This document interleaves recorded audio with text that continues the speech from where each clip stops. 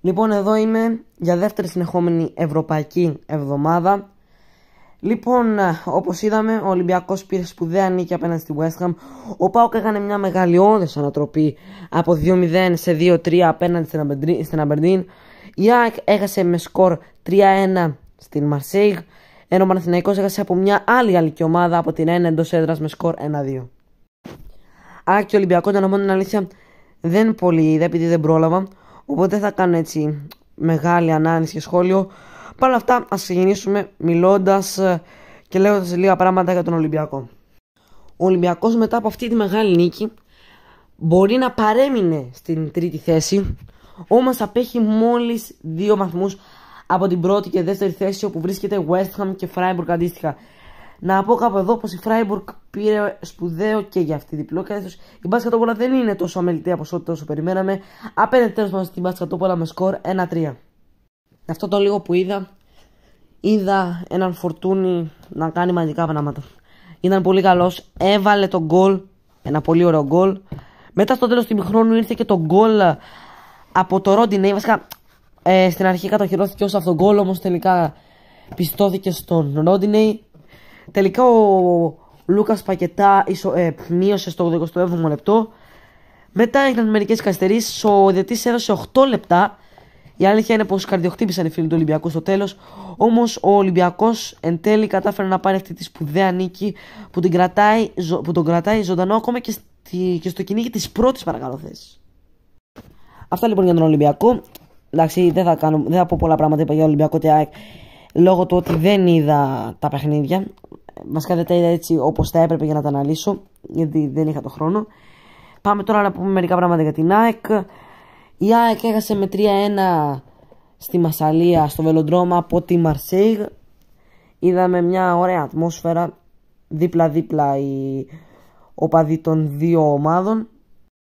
Γενικά η ΑΕΚ δεν μπορώ να πω πως δεν στεκόταν καλά στο πρώτο ημίχρονο. Γενικά στην αρχή του παιχνιδιού περίμενα με το που αρχίσει το παιχνίδι το γήπεδο να κατηφορήσει υπέρ της Μαρσέιγ. Παρ' όλα αυτά αυτό το απέφυγε η ΑΕΚ. Κατάφερε να περάσει το πρώτο 4ο-20 λεπτό χωρίς να κάνει κάτι το ιδιαίτερο η Μαρσέιγ. Εν τέλει το έβαλε η Μαρσέιγ κάπου λίγο πριν το τέλος του ημιχρόνου. Το έκανε 1-0. Μετά η ΑΕΚ ισοφάρισε σε 1-1, όμως 3 λεπτά αργότερα ο Στάνκοβιτς έκανε φάουλ, τιμωρήθηκε με την κόκκινη κάρτα και η Μαρσέιγ κέρδισε ένα πέναλτι, με το οποίο ευστόχησε και έκανε το 2-1 αμέσως μετά την ισοφάριση της ΑΕΚ. Μετά από λίγο λοιπόν, ξανά με πέναλτι, η Μαρσέιγ έκανε το 3-1. Να πω κάπου εδώ, ήταν για μένα τουλάχιστον αμφισβητούμενο. Έκανε το 3-1, μετά έκανε και το 4-1, όμως εν τέλει ακυρώθηκε. Αυτά λοιπόν για την ΑΕΚ. Γενικά η ΑΕΚ δεν ήταν πολύ κακή. Έχασε τώρα, ας το πούμε, από δικά της λάθη, από λάθος, ας το πούμε, από μαλακία του Στάκοβιτς. Θα μπορούσε δηλαδή να έκανε κάτι καλύτερο, να έπαιρνε κάποιο αποτέλεσμα. Τώρα στη βαθμολογία η ΑΕΚ είναι στη δεύτερη θέση σε ισοβαθμία με την Brighton, έχοντας και οι δύο ομάδες 4 βαθμούς. Η Μαρσέιγ βρίσκεται στην πρώτη θέση με 5 βαθμούς, ενώ ο Άλεξ στην τελευταία με 2.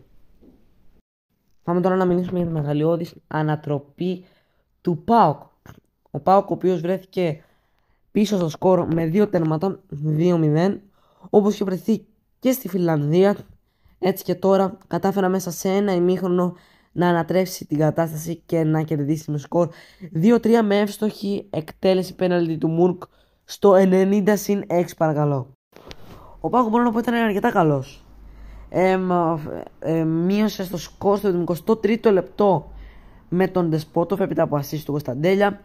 Ισοφάρισε με γκολ του αρχηγού του Βιερίνια στο 84ο λεπτό, ενώ όπως είπα πριν, μάλλον ο Σβάμπ μπερδεύτηκε, μάλλον όπως είπα πριν, όπως βασικά δεν είπα πριν, νίκησε χάρη στο πέναλτι, χάρη στην εύστοχη εκτέλεση πέναλτι, όχι του Μούργο όπως είπα πριν, αλλά του Σβάμπ στο 96ο λεπτό. Αυτή η νίκη τώρα για τον ΠΑΟΚ είναι πολύ μεγαλύτερη σημασία από ό,τι εσείς πιστεύετε. Θα σας πω για ποιο λόγο. Ενώ για το κυνήγι της προσθέσης, έτσι. Γιατί η Άιντραχτ φαίνεται να έχει αρχίσει να βρίσκει τα πατήματά της.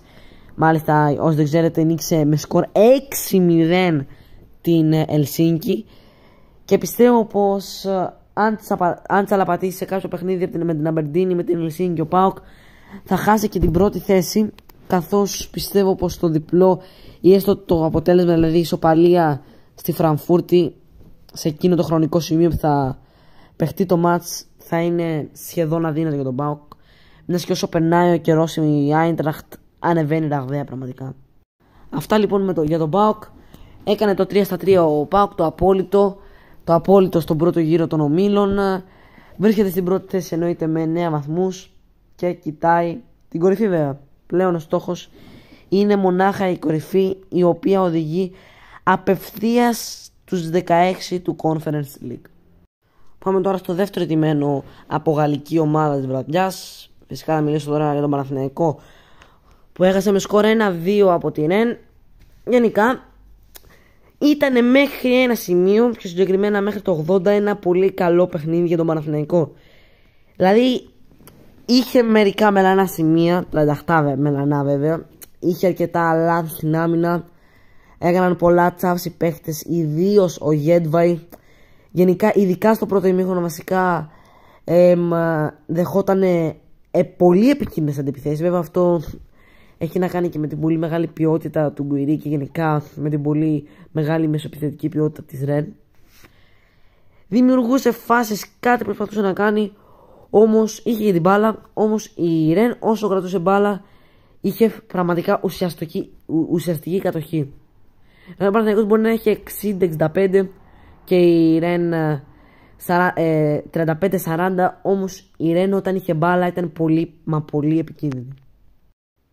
Έφαγε λοιπόν τον γκολ ο Παναθηναϊκός νωρίς στο 7ο λεπτό με τον Γκουιρί, έναν πολύ καλό παίχτη, τον καλύτερο της Ρεν. Συνέχισε να κάνει το παιχνίδι του, ήταν καλύτερο στο πρώτο ημίχρονο. Ήρθε το δεύτερο ημίχρονο, ήρθε ξανά ένα γρήγορο γκολ στο 41ο λεπτό για τη Ρεν. Έγινε το 0-2. Ο Παναθηναϊκός ανέβηκε, όπως ήταν λογικό, ανέβασε τροφές. Κατάφερε να κερδίσει το πέναλτι με τον αρκετά καλό βασικά σήμερα Παλάσιος, ο οποίος μάλιστα έπαιξε αριστερά και ήταν αρκετά καλός, μπορώ να πω. Κέρδισε το πέναλτι, ευστόχησε σε αυτό ο Ιωαννίδης, έκανε το 1-2, μείωσε και από τότε πέρα έγιναν οι αλλαγές. Μπήκε ο Αϊτόρ, βγήκε ο Μπερνάρ, μπήκε ο Μαντσίνη, βγήκε ο Παλάσιος, βγήκε ο Τσέριν, μπήκε ο Βιλένα. Αυτή ήταν η πρώτη δόση των αλλαγών. Μπορώ να πω πως η αλλαγή του Μαντσίνη βοήθησε αρκετά. Έκανε αρκετές, έτσι το πούμε, μπούκες από τα δεξιά ο Μαντσίνη. Ήταν αρκετά καλός, έκανε βέβαια κάποιες κακές επιλογές, κάποιες κακές έντρες. Όμως σε γενικές γραμμές ήταν αρκετά καλός ο Μαντσίνη. Θετική παρουσία του. Ο Αϊτόρ μέτριος, ενώ ο Βιλένετ ακόμα μια φορά δεν απέδωσε τα αναμενόμενα. Στο 74ο λεπτό, λοιπόν, ο Γιοβάνοβιτς αποφάσισε να κάνει το μεγάλο για εμένα λάθος, να βγάλει τον Τζούρισιτς και να βάλει το Σπόραρ. Ο Τζούρισιτς, ο οποίος φαίνεται πως είναι σε μια πολύ καλή φόρμα και ήταν πολύ καλό σήμερα, δεν έπρεπε να βγει, αλλά όχι μόνο γι' αυτό. Έπρεπε εκεί πέρα να ενισχύσει το κέντρο. Έχει δει πολλές φορές πως το δίδυμο Ιωαννίδης Σπόραρ στα center for δεν του βγαίνει. Οπότε για μένα είτε θα έπρεπε να κρατήσει τον Μπερνάρ και να τον έβαζε δεκάρι, είτε θα έπρεπε να μην έβαζε το Σπόραρ και να έβαζε τον Τζούρισιτς. Ή τουλάχιστον να έβαζε το Σπόραρ και να έβαζε τον Ιωαννίδη. Προτιμότερο τον έβαζε τον Τζούρισιτς. Χρειαζόμασταν εκεί πέρα ένα καθαρό δεκάρι, ένα χαφ. Μετά έκανε και την τελευταία αλλαγή. Έβαλε τον Βαντανίδη, έβαλε τον Κότσιρα. Ο Κότσιρας, ο οποίος θεωρητικά είναι πιο αμυντικογενής παίχτης, δεν κατάλαβα τον λόγο. Εγώ στην περίπτωση του θα έβαζα τον Αράο, ο οποίος έκανε πολλά λάθη σήμερα, δεν ήταν καλός όπως έχει συνηθίσει τον τελευταίο καιρό.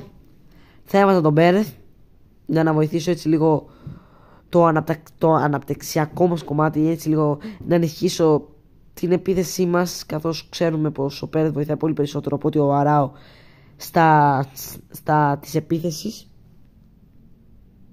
Παρ' όλα αυτά, εγώ πιστεύω πως τον Αράο δεν τον έβγαλε, μιας και άλλο center back δεν είχαμε λόγω τραυματισμού του Μάγνουσον και του Palmer Brown. Οπότε σου είπε πως δεν θα βγάλω τον Αράο, επειδή αν πάθει κάτι είτε ο Σέκερφελτ είτε ο Γέντβεχ, δεν θα έχω να βάλω. Οπότε κράτησε τον Αράο στο γήπεδο, έτσι ώστε να μπορεί να καλύψει το κενό του center back. Όμως για μένα, αν είχε άλλο center back, θα τον είχε βγάλει περίπου από το 60, θα τον είχε βγάλει αρκετά νωρίς, εκεί στο τρίδημο των αλλαγών με Μπερνάρ και Μαντσίνη και Βιλένα. Θα τον είχε βγάλει τον Αράο, θα είχε βάλει Πέρεθ και πιστεύω θα έχει βοηθήσει πολύ αυτή η αλλαγή. Άμα θεωρήσουμε πως στόχος του Παναθηναϊκού είναι η πρώτη θέση, αυτή είτε είναι καταστροφική, καθώς πλέον χρειάζεται ένα διπλό στη Γαλλία, πράγμα που είναι αρκετά δύσκολο, όχι ακατόρθωτο αλλά αρκετά δύσκολο. Γενικά στην έδρα της Ιρέν είναι πολύ καλή ομάδα. Γενικά είναι μια καλή γαλλική ομάδα, παρά το γεγονός πως στη βαθμολογία δεν τα πηγαίνει καλά. Άμα δείτε, είναι μια loser ομάδα. Δηλαδή πριν 2-3 μέρες, την Κυριακή βασικά, έπαιζε με την Λοριάν. Η Λοριάν είναι από τις τελευταίες θέσεις στο βαθμολογικό πίνακα του γαλλικού πρωταθλήματος. Είχε περίπου 15-20 τελικές έναντι 3 ή 4 τη Λοριάν και έχασε με 2-1. Δηλαδή είναι μια πολύ loser ομάδα. Καλή, αλλά loser. Σήμερα είναι κάτι διαφορετικό. Δεν μπορώ να πω πως δεν έπαιξε καλά. Έπαιξε αρκετά καλά, ειδικά από ένα σημείο και μετά. Έπαιξε έτσι με μια, ας το πούμε, σκοπιμότητα και πήρε το αποτέλεσμα. Το δικαιούταν, ναι. Όμως θεωρώ πως ο Παναθηναϊκός θα μπορούσε να έπαιρνε κάτι καλύτερο όσον αφορά το αποτέλεσμα αυτού του μάτς. Αυτά λοιπόν και με το τέταρτο παιχνίδι, δηλαδή και με το παιχνίδι του Παναθηναϊκού. Ανανεώνουμε το ραντεβού μας για την επόμενη αγωνιστική της Super League, αλλά και για τα μάτς της EuroLeague. Αυτά. Γεια σας.